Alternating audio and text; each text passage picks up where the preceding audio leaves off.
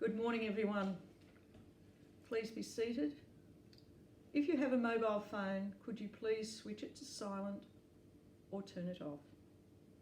My name is Elaine Matheson. I will be conducting the ceremony here today. Today we're here to celebrate the life of Harold George Smith, better known to his friends as Harry. Funerals are ceremonies or rites of passage, conducted to celebrate and remember the life that once was. Funerals are for the living, to express the thoughts and feelings of that person that has left us. It also helps us to remember the life of Harry and the fun he brought into ours. This is time to reflect. Harry's grandson Dylan will now read a poem, He Is Not Gone, by David Harkins. Thank you, Dylan. Harold George Smith, affectionately known as Harry, was born on the 15th of July 1948 at Bateman's Bay, New South Wales. He was the youngest of three. His brothers were Brian and Stephen. His parents were George James Smith and Isabella Mary Smith.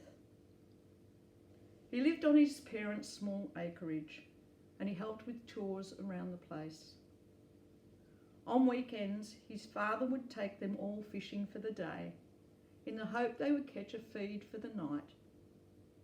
They always brought back enough fish to feed the neighbourhood. Harry went to primary school at Bruley and then he moved to Bateman's Bay, where he completed his secondary education. He then went on to get a degree in horticulture. This degree took him to Tomacan, where he worked as a horticulturalist. Oh, and that was by the sea too. One day, Harry was sitting in the emergency room at the local hospital. He had a fish hook lodged in his thumb when he saw Marion, who was a nurse. He was smitten. He summoned up enough courage to ask her out. They fell in love with each other, and 10 months later they were married and they settled in Tomacan. They had 4 children: Tempest, Adrian, Christian and Eric. His family was his life and he would love passing on the fishing tips to all of them. They would go on their fishing trips. Marion would pack lunches for each of them. They would spend all day dangling a line and would come home with the tales of the one that got away. Marion passed 5 years ago. He made a promise to Marion that he would pursue his passion. Harry pursued his passion for deep sea fishing. He fished all over the world, although his heart was still in Bateman's Bay, as that is where his beloved Marion was. Oh, along with his trophy for the record-breaking marley he caught 3 years ago. Marley. Harry was deep fishing off the east coast with his lifelong friend Franco when he suffered a heart attack while he was trying to land a marlin. As his family said, he died doing what he loved to do.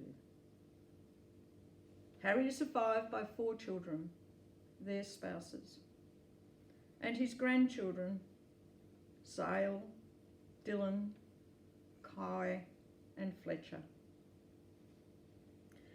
His best friend Franco will now deliver the eulogy. Thank you, Franco. We will now reflect on Harry's life with some pictures. Please take your time to reflect on Harry. The family would like me to invite you back to the Royal Hotel at Bateman's Bay for a spread of sandwiches and hot food. Here they would like to hear your stories about Harry. I would ask you all to stand. Every man's life ends the same way.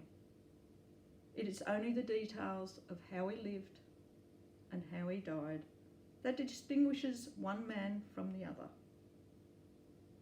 We now commit Harry's body to that great fishing place in the sky. Please laugh and enjoy the final song. Always look on the bright side of life.